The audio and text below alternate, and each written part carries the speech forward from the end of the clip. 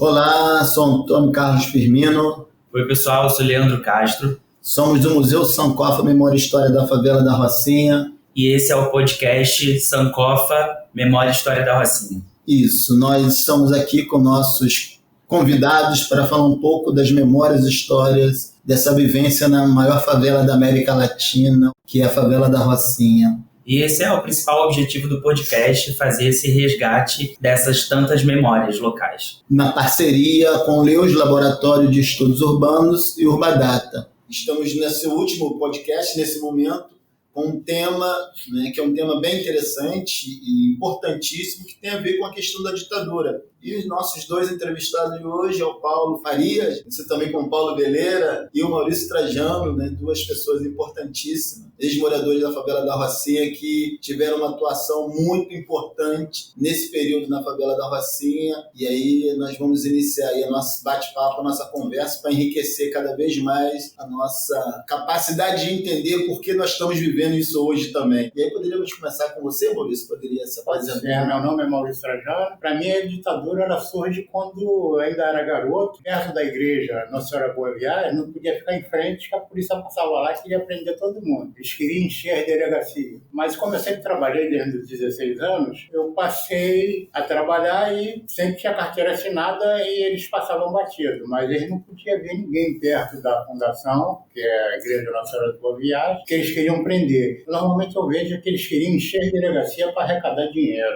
Essa é a minha visão. Eu até posso fazer uma pergunta aqui, já puxando. Bom, eu sou o Rafael, aqui do coordenador do Leus, eu estou substituindo o Leandro, a Juliana hoje, excepcionalmente, no último programa. O senhor falou fundação, por que era fundação? Porque a fundação era o point da rapaziada, tinha uma padaria do lado, todo mundo, a concentração da Rocinha, que tinha uma quadra de futebol, o pessoal, quando terminava o futebol, geralmente ficava tudo... E a fundação não tinha a ver com a Fundação Leão 3, não? Não, a Fundação Leão 3 até funcionava lá na época. Não, é interessante porque várias favelas do Rio de Janeiro continuam usando fundação. No Borel, na Indiana. Não, assim. A fundação hoje acho que não funciona mais lá. Não. Mas lá, e isso ficou gravado, qualquer coisa, onde fica, se não souber na igreja Nossa Senhora de Boa Viagem, na fundação é referência. Então lá era um local que o pessoal se juntava para jogar bola, que hoje virou estacionamento, que é a igreja, né? Mas lá era a concentração do pessoal da Rocinha. Que ano mais ou menos, Maurício? Aí isso era nos anos 70, quando era aqueles camburão preto e branco, ou aqueles cinzas que passavam por lá. Cinza com aquela faixa amarela. Que eles não podiam ver garotada se juntando, que eles queriam prender. Justamente num período que não tinha nem emprego. Eles queriam prender para dizer que não tem emprego. O senhor falou que trabalhava a partir dos 16 anos. O que isso? Porque o que isso era importante? Por causa da carteira assinada. Se não tivesse carteira assinada, relevava para passar uma semana, duas, até 90 dias. Essa era a proposta. É bom, né, a gente fazer essa conversa, né, porque a gente viaja no tempo. Sou cria da Rocinha, né? Nasci criado. Minha mãe veio de Belém, né, jovem. Minha mãe chegou na Rocinha, tinha 17 anos. Teve 7 filhos na Rocinha. Eu era o mais velho, né? Hoje os irmãos já faleceram, né? Mas fomos todos criados na Rocinha por mãe, né? 7 filhos, né? Então, era um filho atrás do outro todo ano, né? Estudei na escola pública, na Rocinha, Escola Municipal São José, era uma escola ligada à Igreja Católica. O padre lá era um Zé, né, se não me engano, tinha uma moto, né? Tinha uma moto. Frei José. E já eram os franciscanos, não? Ou eram outros? Ele era franciscano. Tinha uma moto, né? Só que ele era franciscano bem rude, né? Ele não gostava muito das nossas peladas lá na porta da igreja, né? Principalmente se a gente estava matando aula. Você estava matando aula. Então, assim, mas assim, a nossa juventude na Rocinha foi uma juventude muito legal, entendeu? Porque era uma fase diferente, né? Era um outro momento da vida do povo. Não que não existisse traços de violência urbana, que não existisse tráfico de droga, mas era de forma muito reduzida, muito escondida. A droga que tinha maior amplitude, né, na vida social das pessoas era o álcool. Mas existia, naquela época, entendeu, né? Para a infelicidade das mulheres, já existia feminicídio, já existia, né, a violência contra as mulheres, e a violência doméstica, entendeu, era uma marca das comunidades carentes do Rio de Janeiro. Mas foi um ambiente assim, muito legal, entendeu? Uma infância muito bacana, entendeu? E que as brincadeiras daquela época época você não vê hoje em nenhum lugar. Raramente você vê alguém soltando uma pipa, mas era um outro momento. E foi nesse ambiente que a gente cresceu olhando as questões sociais da favela. Na Rocinha era comum ter incêndio. Acho que até perguntar,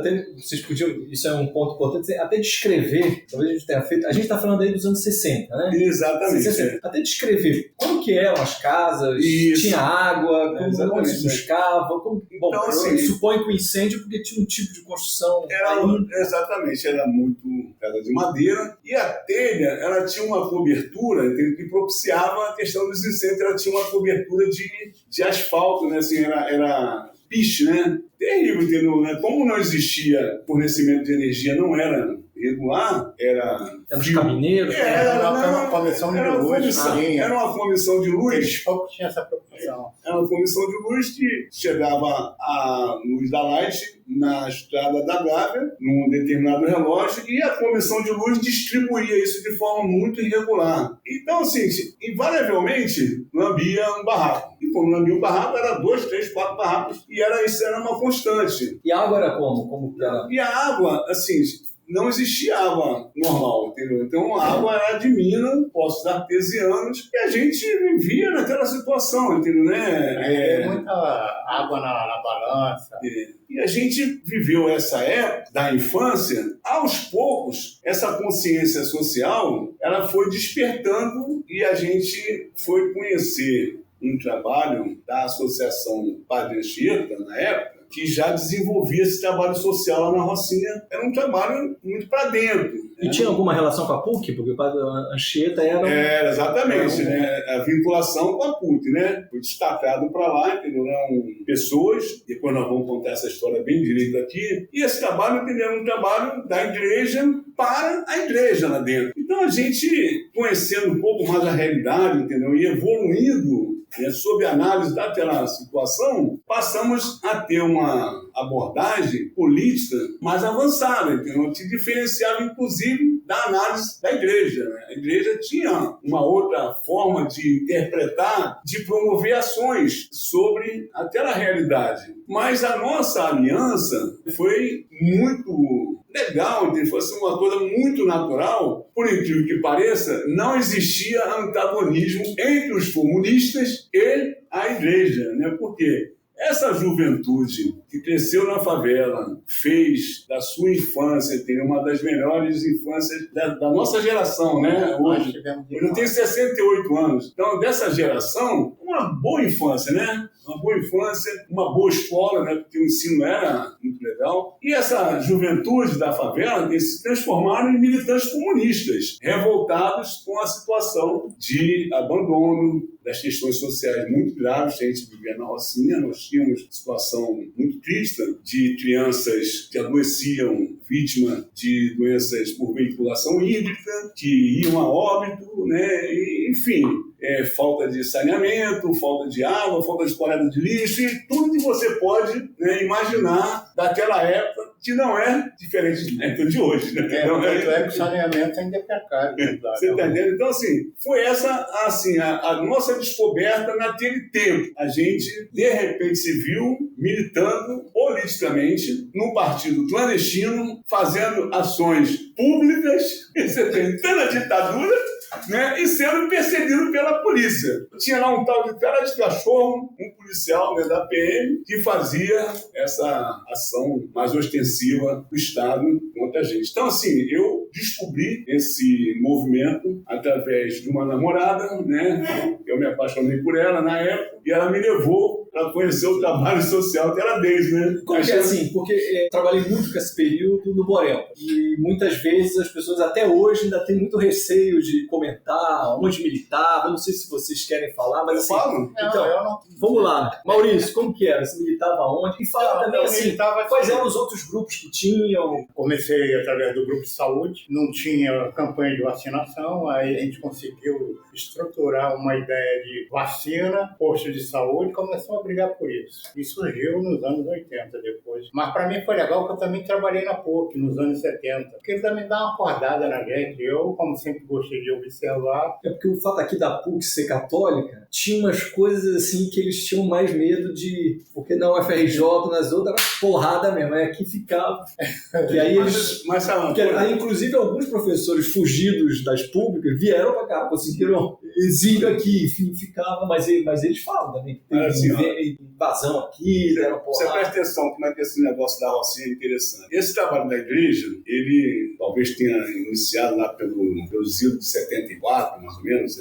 E você lembra alguém daqui da igreja que... Lembro. Vou chegar lá. Calma aí, vou chegar lá. Eu gosto desses nomes, né? Então é o seguinte, aí, pelos idos de 76, houve um despertar sobre a associação de moradores. As associações de moradores no Rio de Janeiro, inclusive a Federação de Favelas, a FAFEL, estavam sob intervenção do Estado. A ditadura interviu nas associações de moradores, prenderam vários líderes comunitários, e hoje a bibliografia política registra muito pouco desaparecimento de líderes comunitários. Talvez seja uma pesquisa a ser feita para onde foram parar esses líderes comunitários que desapareceram na época, né? Porque foram... Eu escrevi um artigo sobre Ilha das Dragas. O pessoal das Dragas desapareceu.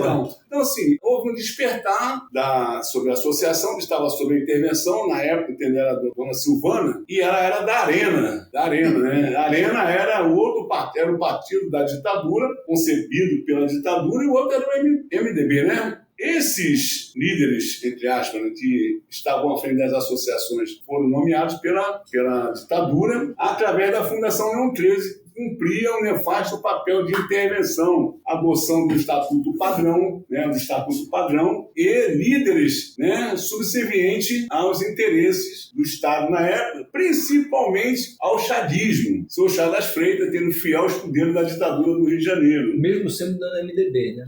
Mas ele era assim, era um fiel escudeiro aqui. E a gente tinha uma situação, entendeu, que era dramática, era uma polícia que, ao mesmo tempo, isso que o Maurício falou, da instituição da vadiagem como política, entendeu, de segurança, entre aspas, a vadiagem como uma ação ostensiva da polícia nas comunidades, que era a repressão da polícia nas comunidades, se dava através da vadiagem, e, por outro lado, a polícia de remoção. Então, existia uma ação muito cruel, do Estado. E que caminhavam muitas vezes juntas, né? Não, elas caminhavam permanentemente juntas. Então, assim, aí em 76, nós entramos lá com um projeto na SEDAI, projeto de abastecimento de água, chamado RD Rio 0076, só veio ser concluído em 81, na nossa gestão à frente da associação. Então, assim, esse projeto foi um projeto dessas lideranças comunitárias, e a gente criou um movimento chamado MORA, Movimento de Organização e Renovação da Associação, que eram os comunistas à frente desse movimento. E esse pessoal todo era do partido? O PCB, na época, tinha uma base grande na Rocinha e no movimento comunitário. Por quê? O PCdoB, na época, fez a opção pela guerrilha do Araguaia, da luta no campo. O PCB optou pela guerrilha urbana. E nós nos identificávamos naquele período com as lutas que o PCB travava aqui, O PCB era uma grande referência no movimento comunitário, na Rocinha, no Vidigal, no Chapéu Mangueira, etc. E a gente tinha uma aliança tácita com o MR8, do companheiro Irineu Guimarães, que veio a ser o presidente da FAFERJ, que a gente fez no Congresso em 79, um congresso com 3 mil delegados em plena ditadura. 3 mil delegados. Não, quando foi a data? 79, um ano de reconstrução da FAFERJ. Então, assim... tinham outros movimentos de resistência? Você falou MR8, tinha o PCB... Tinha o PCB, tinha a AP, mas era assim, nós vivíamos sob a ditadura, então, assim, as informações circulavam muito pouco. A gente sabia que existia Vá Palmares, existia Colina, existiam várias organizações de esquerda na época, E nós, com todo esse movimento de resistência, sofrimos uma ação violenta de uma agente infiltrada do SNI na Rocinha, que chegou via o departamento de... Como é que eu falei? Não, filosofia.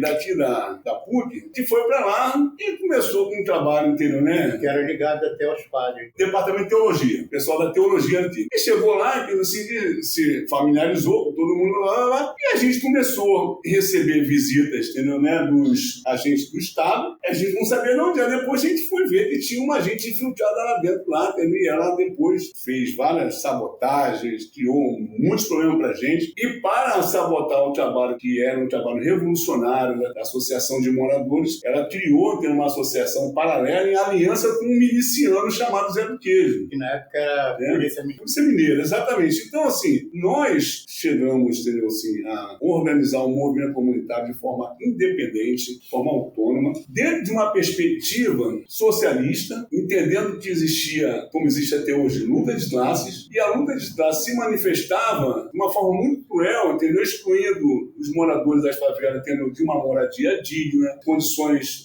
ambientais saudáveis. Não tinha um ambiente saudável. Isso se revelava, inclusive, nos índices de mortalidade infantil, né, de doenças, tantas outras questões que eram dados estatísticos, entendeu, dos próprios órgãos públicos da época. Então, existia essa compreensão dessa juventude de querer discutir a questão do orçamento do Estado, e nós elegemos uma bandeira, apesar de existir uma certa discordância dos comunistas sobre essa tese, pelo fato da população residente nas favelas representar 1/3, né, da população do município naquele período, 1/3 do orçamento deveria ser destinado à urbanização das favelas. Era uma tese que a gente não concordava, entendeu, né? Porque essa questão não se dá por um eixo cartesiano, né? Mas a gente já uma pauta política. É uma pauta política, né? Então a gente foi com essa pauta até a reorganização da FAFERJ. E vocês ganharam depois a eleição interna? E a gente nós ganhamos a eleição da Rocinha, entendeu, né? Elegemos o companheiro Oliveira, levamos o Oliveira, entendeu, né, a ser candidato, entendeu, a vereador, candidato a deputado estadual, e nós aqui, eu e o Maurício, inclusive, viemos a dirigir a associação. Eu eleito em primeiro plano como secretário-geral e depois assumi interinamente a presidência da Rocinha. Isso foi em que ano? Isso foi entre 77 e 83. E vocês militavam na mesma organização? Mesma organização. Do PCB. PCB, época do Prestes toda. E como que era, por exemplo, a figura do Prestes? Outra coisa,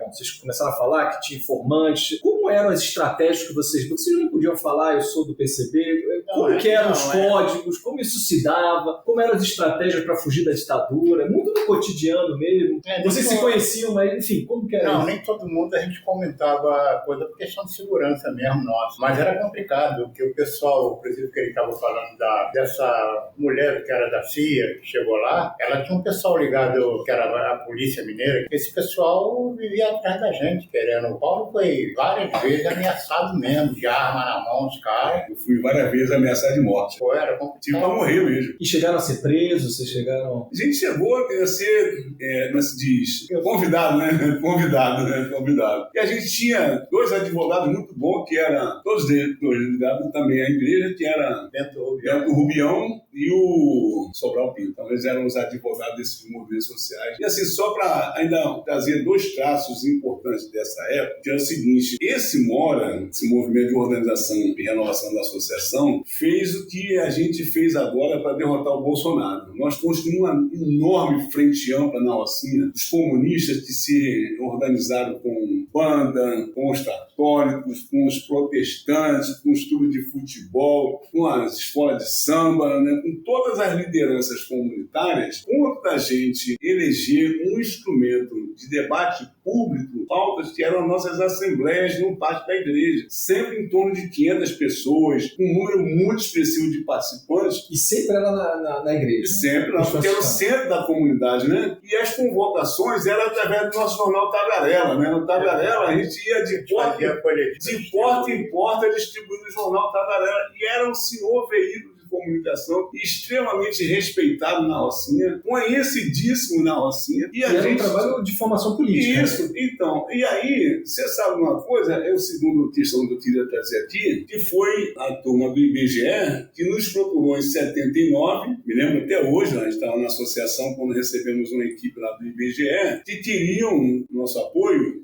no censo que ia ser feito em 1980. Eu era estudante de arquitetura, entendeu? Eu falei assim, olha, eu quero fazer um mapeamento da Rocinha. Aí, isso é impossível. Eu disse, não, impossível. O cara foi na Lua, como é que a gente não vai fazer um mapeamento da favela? E foi a primeira favela do Rio de Janeiro a ter uma planta baixa. Todo o arruamento e numerado. A numeração, inclusive, que tem na rua é baseado nessa... O nome da rua. Os números, né, dos becos, essas coisas, baseado nesse levantamento de 1979 a 80. De posse desse levantamento, nós fomos na Light. Aí estava lá o presidente Renato Vasconcelos. Aí, pessoal, tá aqui a planta da Rocinha, nós temos luz da Light da Rocinha. Impossível. Assim, aí falou assim, o Yuri Gagarin foi o primeiro cara a andar no universo. Depois o cara pisou na Lua e você não vai botar a luz na Rocinha. Isso foi uma... Até que ele destacou um engenheiro chamado Peçanha para a Rocinha, né? Peçanha. Gostou da Rocinha, gostou da rapaziada, né?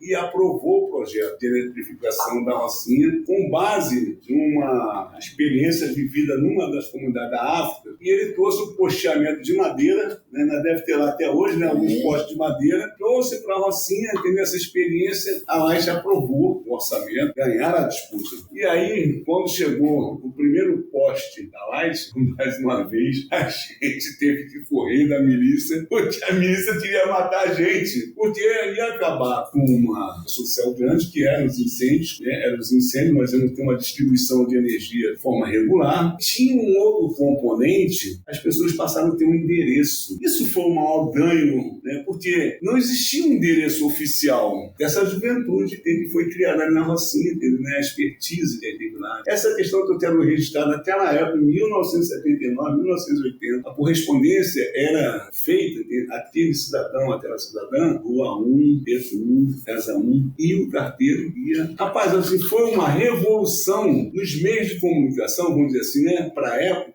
pode parecer pouco, mas, cara, a pessoa se sentia extremamente feliz em receber a correspondência na porta da sua casa. Gente, porque sabe como é que era? Era um comércio lá, que os correios chegavam, colocavam todas as cartas, todo fim de semana se fazia aquelas filas imensas de pessoas que iam lá, tipo o Central do Brasil, né?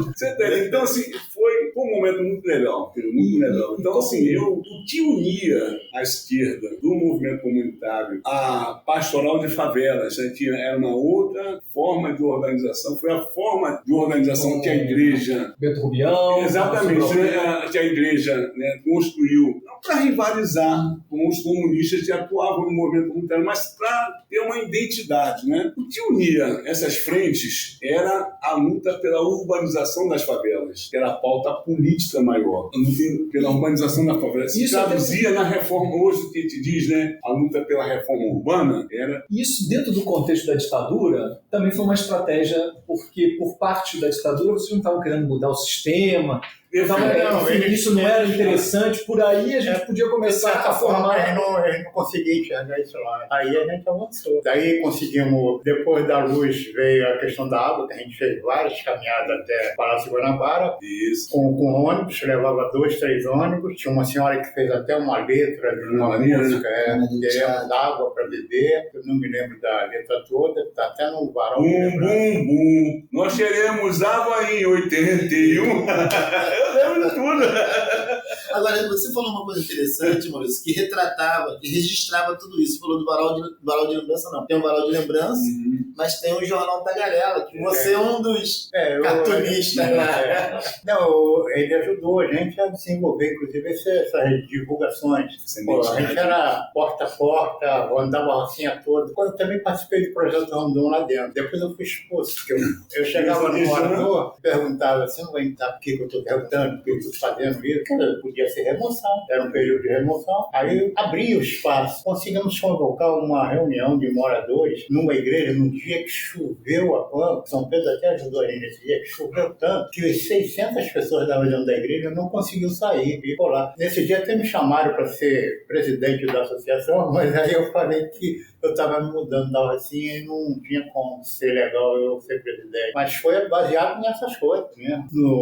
Na divulgação, folheto para lá, folheto para cá. Esse jornal foi formado por quem? Quem era que compôs esse Era jornal? a ASPA, Ação Social Padre. Partindo de dentro. É. Mas além da ASPA, tinha outros grupos ou não? Era só... Era a ASPA, quer dizer, depois é que eu fui chamado. Já tinham sido iniciados, me chamaram, e aí onde eu vou a gente acrescenta mais um pouco, né? Aí a gente começou a botar mesmo coisas que nem todo mundo agradava, mas eu não era. A ASPA era assim, ela foi a base, né? Foi o ponto de encontro da juventude, que depois viria a ser a Juventude Comunista da Rocinha, com forma de organização propriamente dita da igreja, né? Então, assim, o Jornal Tagarela foi mais uma dessas iniciativas, né? Comunicação. Existiam várias formas, entendeu? Eu mesmo fui daqueles que participou dos grupos de teatro, entendeu? Inclusive, por causa disso, eu fui a Daisy, né? A Daisy era a minha flor, né? Que eu me apaixonei, né? Na época. Então, ela disse, vamos lá, entendeu? Vamos conhecer e tal. Eu fui conhecer, gostei e fiquei, né? Fui lá, passei das reuniões e fiz teatro, que era o teatro Boal, o oprimido, né? Que tinha, né?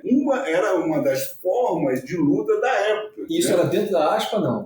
Exatamente. Essas formas de organizações, elas aconteciam também em outras favelas. O Vidigal, por exemplo, ele foi em uma das favelas, assim, teve uma expressão também muito grande, inclusive ao ponto de levar o Papa no Vidigal, né? Você vê como é que, assim, era um movimento muito forte. E você falou aqui sobre essa questão de enfrentar a ditadura, entendeu? Se não abalar o sistema. Nós tínhamos, sim, entendeu? Uma pregação política, assim, entendeu? Porque eu senti, né? A gente, como todo jovem, foi ganho por uma ideia revolucionária. Você tem que entender o seguinte, esse ambiente, ele é um ambiente conservador, na sua essência, entendeu? Né? A favela, entendeu? Ela tem uma característica muito conservadora, religiosa, que convive com diversas matizes religiosas. Então, você precisa entender esse espectro que existe dentro da favela. Então, a gente compreendia perfeitamente como lidar com isso. Tanto que a gente, quando fez aquela frente ampla do Mora, era exatamente assim, saber como dialogar com essas diversas formas de manifestação. Então, assim, a pregação política tinha que ser uma pregação política que agregasse. O que poderia agregar? Ter uma luta em defesa da urbanização da favela. Sabendo que nessa frente em defesa da urbanização, tinha os religiosos, tinham lá, entendeu, os comunistas, tinham várias formas de manifestação. Inclusive os sabotadores, que era da Eleonora Castanho, exatamente. E depois a gente conseguiu afastar. É importante registrar que a gente se inspirou no Capital, no Manifesto Comunista. Essa é a nossa inspiração. E até hoje, né, vamos dizer assim, né? Mas sabendo como compatibilizar, né, as ideias libertárias com a dinâmica das forças que interagiam. O Urbanidades é apenas uma das iniciativas do Urbandata Brasil, banco de dados bibliográfico sobre o urbano brasileiro. Em nosso site você encontra milhares de referências classificadas, textos digitalizados para download gratuito e pode registrar trabalhos de sua autoria. Visite urbandatabrasil.fefeleste.usp.br e siga também nossa página no Facebook.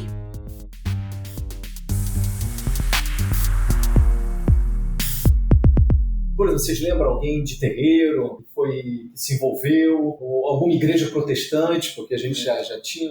Tinha lá, a maior expressão era metodista. E eles se envolveram também? Alguns mais tímida, né? Assim, as igrejas, na época, elas, pelo menos assim, era a minha percepção, né? Elas não tinham esse ativismo como tem nos dias atuais. A igreja mais atuante era a igreja católica, pela questão da tradição, né, do país, mas a gente tinha lá, de outras formas. Tinha a Assembleia de Deus, tinha metodista, os neopentecostais não tinha essa expressão toda que tem hoje, tem essa atuação turista que tem hoje, motivada por um projeto de poder, por um projeto de poder. Mas esse pessoal vinha, então. Mas não era de forma organizada. Quem tinha organização propriamente dita e de atuação era a Igreja Católica. Essa era. Inclusive se manifestava nos forró que a gente fazia lá, né? Era forma de arrecadação que a gente fazia lá. A gente fazia tipo barbeiro lá, né? E o Partido Comunista tem muito esse esforço também de mobilização a partir da festa. Sim. O que tinha? Bom, você está falando do forró, a gente está falando do... Tinha rifa. Que tinha a questão do teatro. O que tinha mais de manifestações culturais que tinham intenção política aí por detrás? Da igreja, por exemplo, posso dizer o seguinte, tinha as quermesses lá na própria Fundação do 13, né? Tinha as quadrilhas, né? As quadrilhas tinha as festas juninas, tinha todo um calendário bíblico, vamos dizer assim, todo aquele calendário da igreja, tudo aquilo ali a gente se juntava. E a gente tinha ainda, como o Maurício falou, os grupos que a gente atuava lá de saúde, que eram uma extensão dessas formas de organização, e também promoviam almoços, promoviam encontros, por aí vai. Tudo com forma de organização. Mas tinha muita política, ao ponto da gente botar para correr a Benfam, que levou a polícia de esterilização para a Rocinha. Nós botamos o pessoal da Unicef para correr, porque o pessoal da Unicef foi que levou a Benfam. Acredita?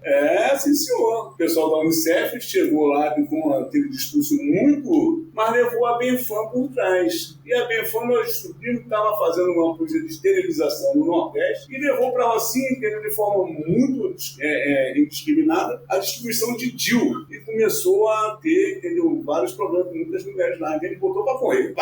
Exatamente. Eles usavam a Secretaria do Governo Social nessa época para poder... Como é que eram as festas de Preto Velho, dos centros, Umbanda e Candomblé? Não, que tinha? funcionava normal mesmo.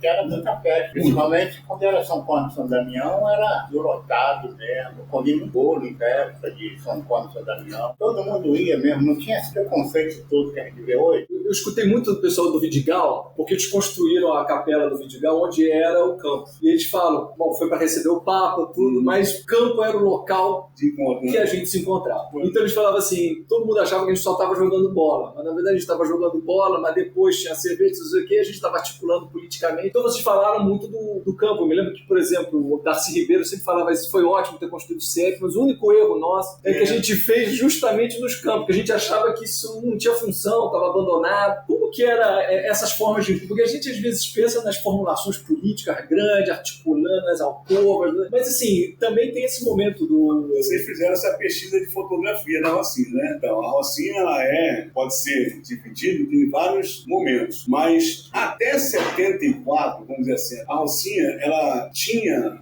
forma de ocupação espacial que preservava esses espaços de convivência. As cachoeiras. Exatamente. Então, assim, a preservação ambiental era uma preocupação de você não permitir construção em áreas de preservação permanente, apesar de não ter essa consciência ecológica. Aliás, não era um debate público essa questão ambiental na época, né? Não se permitia construir em áreas de risco, né, vamos dizer assim, né? Por exemplo, né, as fontes de água limpa eram preservadas porque era a única forma que você tinha de captação de água. Então, até 74, 73, 74, na Rocinha tinha muito disso. Só que houve, um êxodo rural gigantesco no Brasil, gigantesco, né, da população oriunda do campo para as grandes cidades. Então, assim, vocês podem pesquisar os dados históricos, se vocês vão ver, a multiplicação de moradias nas comunidades, de moradores nas comunidades, a partir, principalmente, de 74. Pessoas vinda do Nordeste, principalmente. Mas vieram também de outros estados do Brasil. Mas, assim, a migração para as favelas foi muito grande. E de uma ocupação desordenada, porque era essa nossa atrista, entendeu? E era atrista daquela época e atrista até hoje. Porque, assim,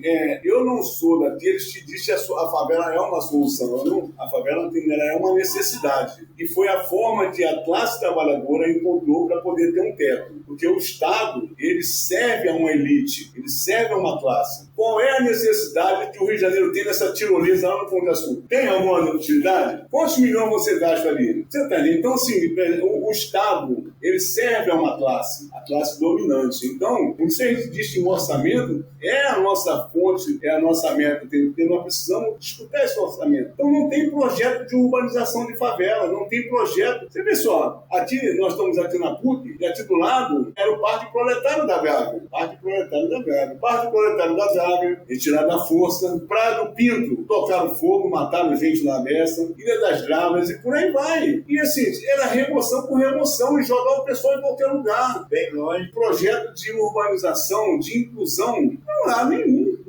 Então, assim, desde essa época, na verdade, desde 70, né, se iniciou com muita mais força a polícia de remoção no Rio de Janeiro, uma polícia de remoção criminosa. Uma parte da Rocinha até foi removida. Exatamente. Então, assim, a gente lutou por isso, continua lutando por isso. Eu saí do movimento comunitário, tenho parentes que moram na Rocinha. Estou hoje presidente de uma central sindical, a Central dos Trabalhadores e Trabalhadoras do Brasil.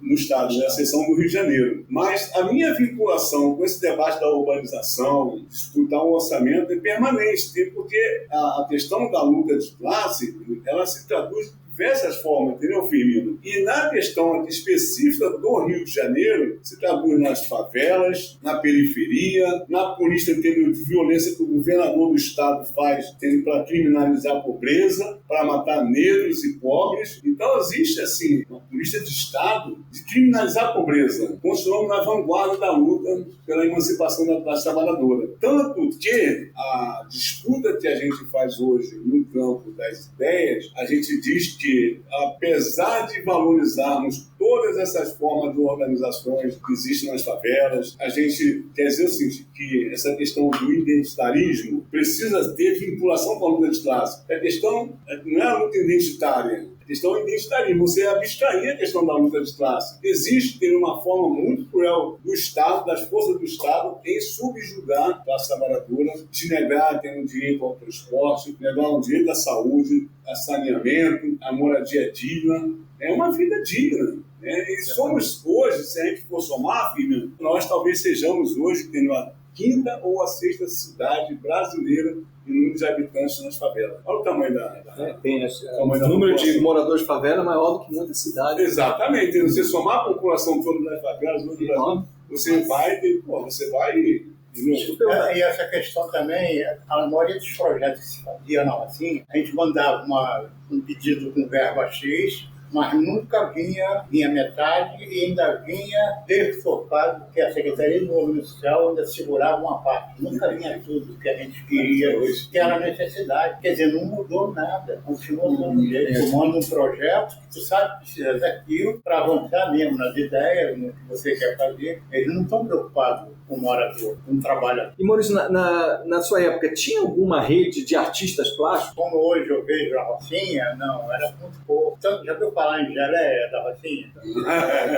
Famoso Gelé. Ele já fala que eu fui o pioneiro, porque ele me viu pintando a Pedra da Gávea. Era até uma caixa d'água que tinha, que o pessoal ia lá pegar água, né? Aí foi lá com uma tinta marrom, fiz a Pedra da Gávea. Ele me elogia, foi por causa daquilo que eu vi você fazendo e resolvi pintar. E hoje ele já viajou para a Europa, andou revendo. E nessa época, na ditadura, tinha outros que te acompanhavam? Até devia ter, mas era muito escondido, muita gente tinha muito medo. Eu nunca tive esse papo de medo, fazia tudo que tinha que fazer mesmo. Tanto é que uma vez, isso já foi chegando nos anos 80, um policial que teve complicação lá com, nem sei com quem, eu já estava saindo da Rocinha, né? O policial disparou uma arma, estava chegando da escola, morreu porque reconstituiu, bateu a bala, reconstituiu. Ele não prendeu nem o cara que queria prender e ainda saiu agarrando o garoto, em vez de estancar o sangue do garoto, que não tinha nada a ver com isso, estava chegando da escola. Aí no outro dia lançamos um folhetim, toeiro lá de chileno,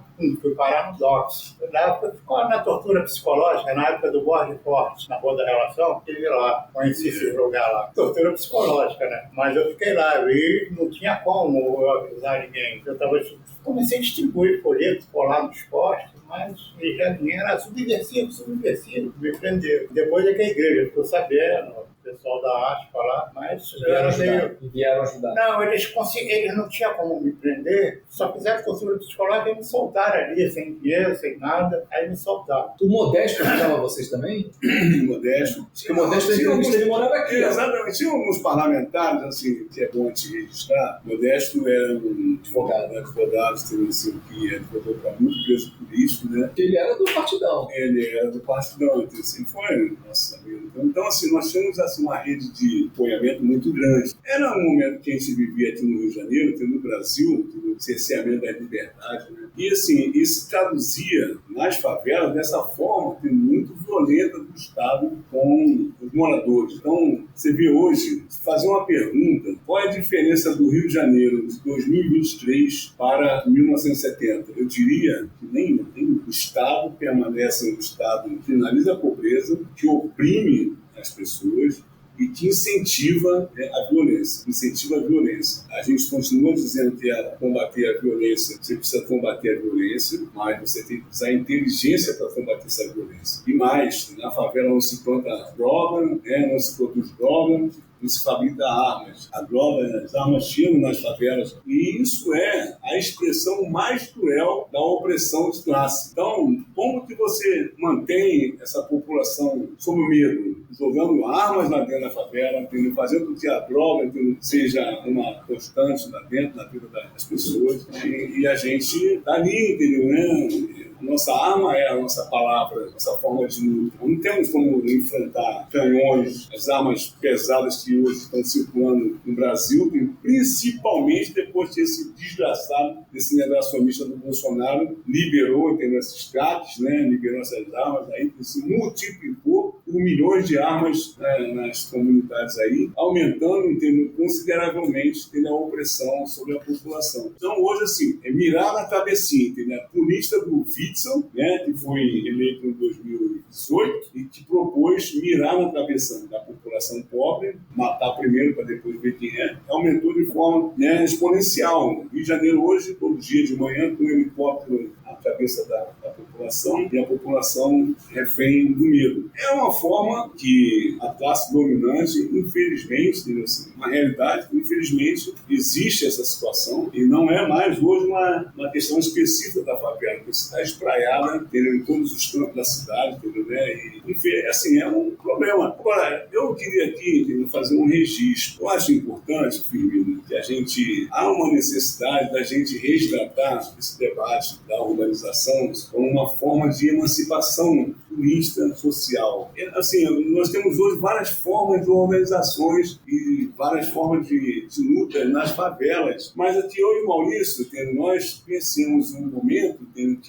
tinha centralidade da urbanização e do trabalho, o valor do trabalho, o valor dessa questão da urbanização, ela ser a centralidade da população residente hoje nas favelas e na periferia do Rio de Janeiro, porque nós precisamos fazer uma revolução urbanista nas cidades. A gente precisa fazer, né, uma revolução para que a gente tenha um ambiente saudável. Essa coisa de asfalto e favela, isso é conversa fiada. Nós precisamos desenvolver a engenharia, a arquitetura, a indústria, geração de emprego, né, e geração de bem-estar. Então, assim, eu acho que esse é o debate que a gente precisa fazer, entendeu, Firmino? Por que a gente não tem hoje, de forma unificada, uma bandeira política para unir os favelados na defesa da urbanização, na defesa de um projeto, entendeu, nacional de desenvolvimento que tenha como centro a questão da reforma urbana? Não, isso é... A centralidade hoje, entendeu, em relação a esse tema, é necessário porque o Brasil, ele tem nesse momento uma disputa de rumos. Nós tivemos aqui no estado do Rio de Janeiro, o estado do Rio de Janeiro é campeão de desemprego. O Rio de Janeiro está num atoleiro que faz gosto, um governador inato. O que nós estamos dizendo, nós, líderes sindicais, hoje, e que somos oriundos desses movimentos remanescentes das favelas? Dizendo o seguinte, nós precisamos ter um projeto de desenvolvimento que ele seja voltado para o bem-estar da população. O que é? É uma tremenda de uma reforma urbana no país, de urbanização radical das favelas, construa arruamento. Nos anos 70, sei lá, você já falava.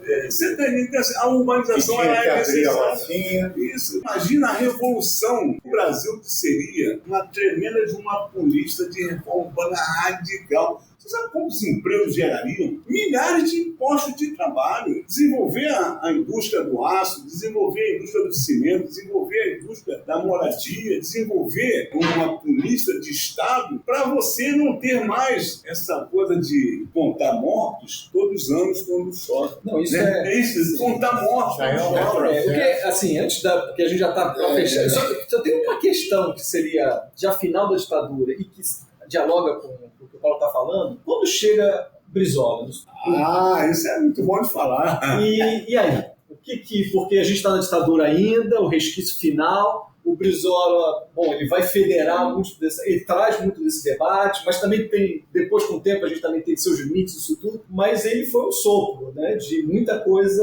Eu já não estava mais no PCB. Então, e também ele articulou, isso. Por outro lado, ele meio que, não é que invisibilizou, mas ele federou esses grupos todos, enfim, como vocês viram a chegada do Brizola, o que foi importante no movimento? Não, eu até votei nele, mas a questão mesmo que eu sei, o partido começou a entrar muita gente que não estava preocupado em elevar as ideias, simplesmente se dá bem através do Brizola, e isso não avança. Ele conseguiu fazer algumas coisas, junto com o Darcy Ribeiro, em termos de educação, que são insetos, que eu acho uma grande invenção, só que não foi fortalecida pelos próximos governos que surgiram, mas para mim é uma coisa essencial para a população mesmo, em termos de educação, mas não funcionou. E assim, um pouco da relação, ele tentou iniciar alguns projetos em favela, mesmo que talvez não tenha ganhado toda a escala, mas já foi um diferencial. O Brizola chegou, porque assim, existia a luta pela anistia, né? E nós éramos uma das frentes de defesa da anistia. Nós recepcionamos o Brizola, nós recepcionamos o Prestes, nós levamos na Rocinha o Gregório Bezerra, nós tivemos vários líderes que tiveram exilado lá dentro da Rocinha. Nós elegemos em 82 o deputado Afonso Celso, comunista, prestista,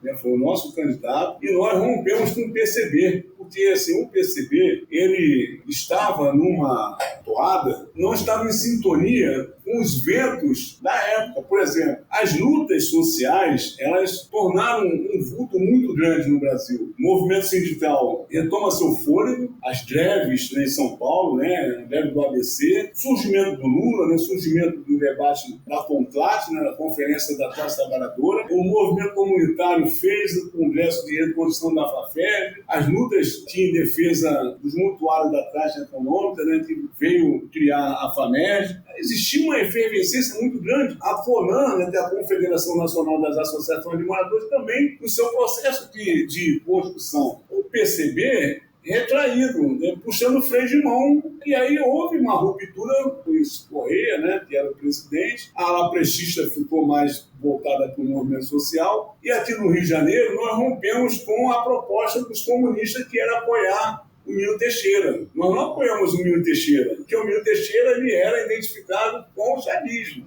Quem surge na esteira daquele processo de enfrentamento ao resquício da ditadura? O Brizola. Uma proposta muito ousada, uma política de direitos humanos, né? De acabar com aquela coisa da polícia militar, meter o pé na porta do favelado, entendeu? Né? Que era uma constante, na ditadura tinha isso, né? Até que sumiu essa então, assim, documenta aí.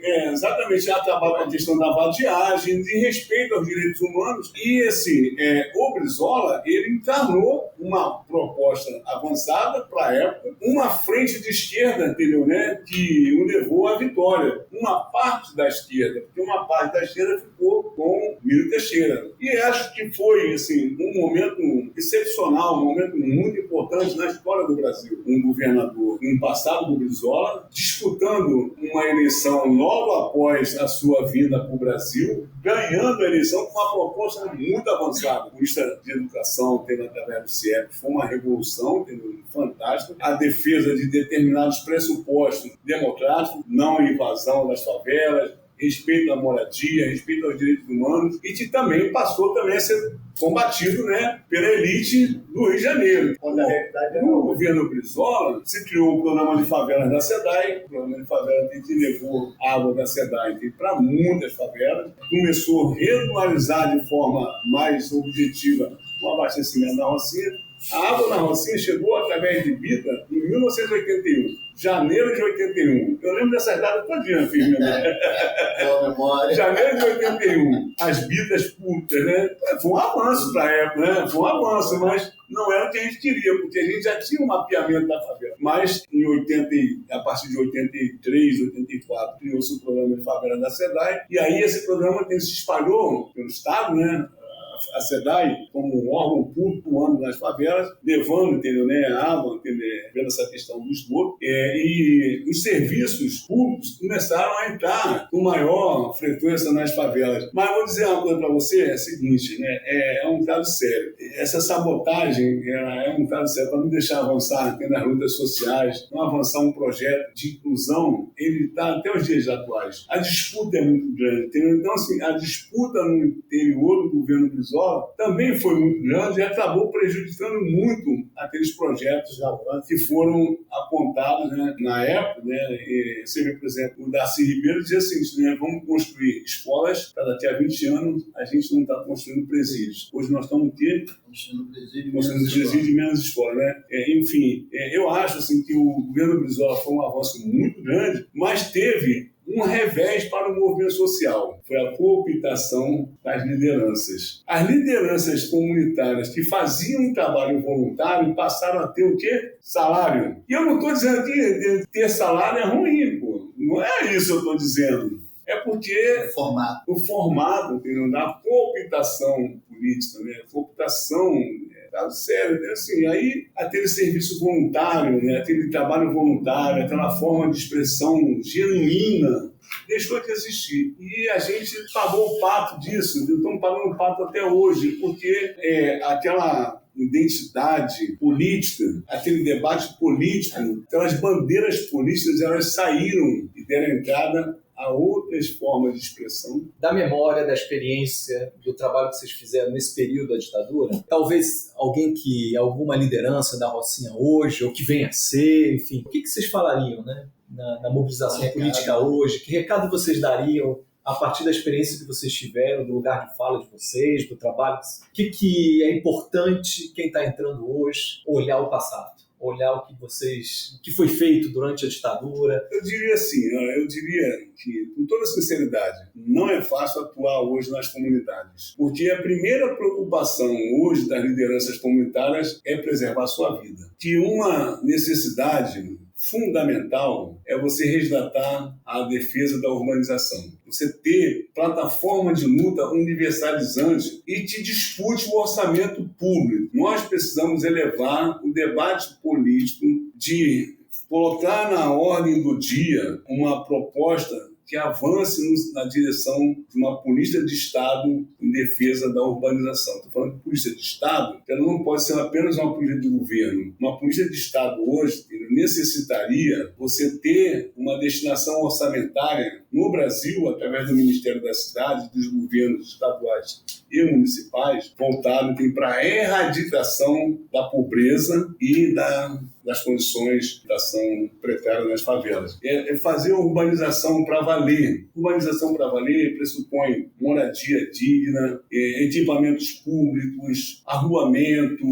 escola, indústria, por aí vai, entendeu? Você tem que ter uma proposta que seja uma proposta que daqui a alguns anos você não tenha que contar mais mortos por conta de enchentes, por conta de doenças de veiculação hídrica e por aí vai. Nós precisamos de urbanização, né? E urbanizar, inclusive, a mente dos governantes. Eu fortaleceria essas palavras com a ideia de quem está assumindo uma associação de moradores hoje, juntasse todo mundo, tipo igreja, creche, tudo que tiver pessoas que, de certa forma, têm atividade, se juntasse para brigar mesmo por essa ideia de urbanizar. E essa ideia do orçamento do Estado é uma ideia muito forte, porque tem que ter isso, né? Tem que ter isso, porque eu lembro muito da ideia, quando a gente fazia projeto, mandava e chegava na hora, cadê o dinheiro? Vinha 1/3 do que a gente pediu, então tem que ter um dinheiro mesmo concreto para chegar lá, ó, vai dar para fazer tudo. É isso que a gente precisa. Nós do museu, nós estamos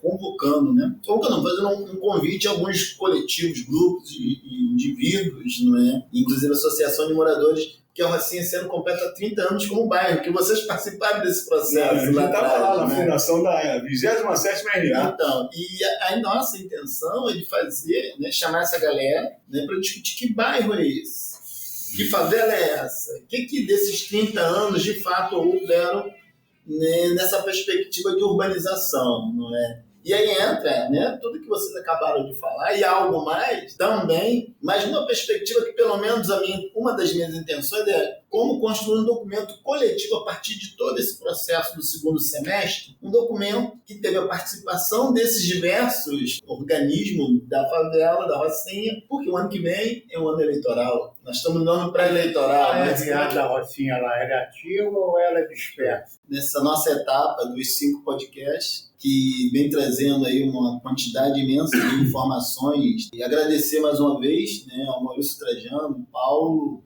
Farias, por estar colaborando conosco, né, trazendo não só uma questão de uma memória história, né, de lutas passadas, mas também o quanto que ela se interliga, né, com o nosso cotidiano, né? Nós falamos de 60, 70, 80 e 90, e nós estamos em 2023, então a luta permanece. Eu acredito que esse podcast, com certeza, ele vai trazer uma colaboração muito grande para quem vai estar ouvindo e as próximas gerações aí. Mais uma vez, nosso obrigado ao Leus, obrigado ao Urbandata, todos que colaboraram com esse processo junto conosco aí nessa etapa.